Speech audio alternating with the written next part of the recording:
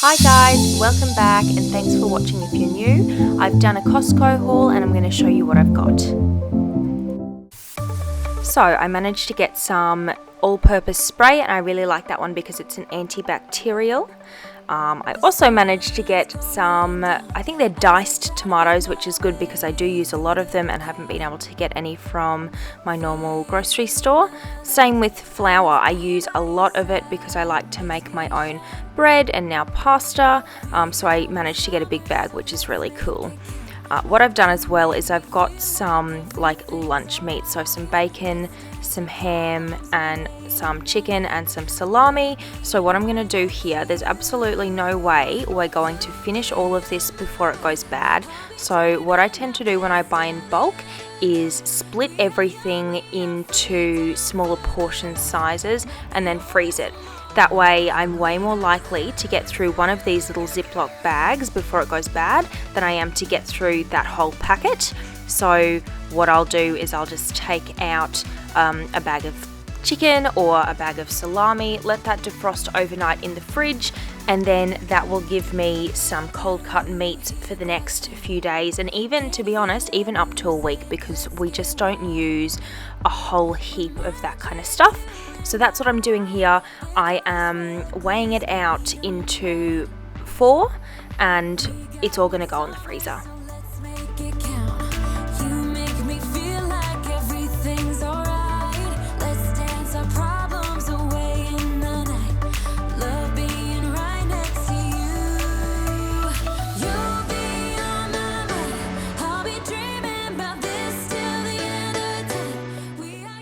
I want to know where everyone else does their normal grocery shopping, so leave a comment below and let me know where you normally do your shopping.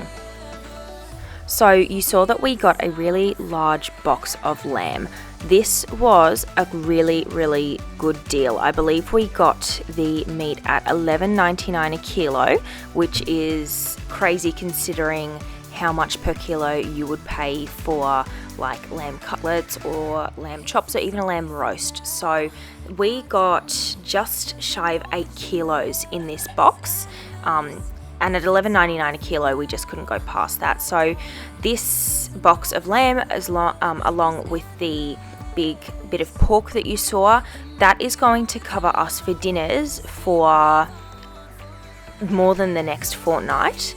And it only cost us about a fortnight's worth of our grocery budget, so we don't have to buy meat now, I want to say probably for the next 6 to 8 weeks, which is awesome.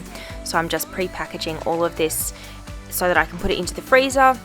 So out of this we got some lamb cutlets, some lamb chops, some lamb forequarters, some lamb shanks, we got a bone-in leg roast, and we also got nearly 700 gram piece of just like bone-in meat. I'm not sure exactly what part of the lamb it's from, and just some little like offcuts of lamb, which would be really good for putting in your slow cooker. So that's what we're going to do. As I said, I'm just wrapping it all up twice here so that it doesn't get any freezer burn. I do also disinfect my work surface after each different kind of meat. So although you didn't see it here, I have disinfected my chopping board and my bench between the lamb and the pork, so don't be too concerned about that. So this pork, it's just a big rolled piece of like pork roast. We got this from Costco for $6.99 a kilo, which is crazy. So this also was just shy of 8 kilos. So what I've done with this is I've cut it into a few different sizes. We just cut it in half, and half of it was used for a really large roast. We had our my brothers and sisters and their partners and whatnot over for dinner, and there are a lot of us, so we had a very big pork roast, and it was really nice. We just let it dry uncovered in the fridge overnight, and it was awesome. And then we cut the rest into, I think, another 4 pieces. So we have another 4 bits of pork roast. You can see the big bit on the pan there. That's everything that we got out of this haul. We didn't get heaps and heaps of stuff, but it's going to last us a really long time, which I love, and it was all a really reasonable price, which I really love as well. Now here you'll see that I'm going to make some fresh pasta. So I did say that I always have plain flour in my cupboard, and this is because I really love making stuff from scratch myself. I will make stuff from scratch wherever I can, and you know, at the end of the day it does save a lot of money, and in some cases I just think it tastes better, and this is definitely the case for pasta, and it is so easy. So I just thought, given that it's actually really difficult to buy pasta now because everyone is kind of stocking up and buying everything out on the shelves, I just thought now is a great opportunity for me to make it myself. That way, I guess, you know, people who don't have as much time or maybe can't make it themselves, it gives them, or you know, one less person buying pasta so they can buy it for themselves. My brother thought he was very funny having a little dance in the background there. All I did was add the eggs to the flour, and I kneaded it for at least 8 minutes, and you just need to rest it for 1 hour. Don't mind his dancing, it definitely disturbed me a little bit, which I'm sure you can see with the look on my face.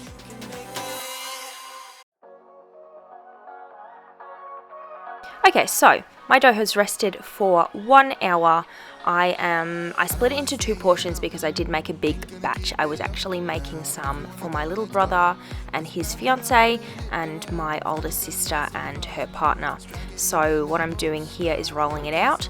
I got this pasta roller on a really great sale just at my local kitchen store. So what I'm doing is I'm rolling them out to the thinnest setting, and then you're going to see me cut it into fettuccine noodles. The things that we'll do, 'cause I wanna drive through the summer night, and when we are old and gray. So you'll see that I have put some flour on top of the sheets before I cut them, so it's just important that the sheets of pasta don't stick when you're putting them through the roller. It would be very sad for you to make fresh pasta and then for it to stick when you try and cut it. As usual, please like and subscribe.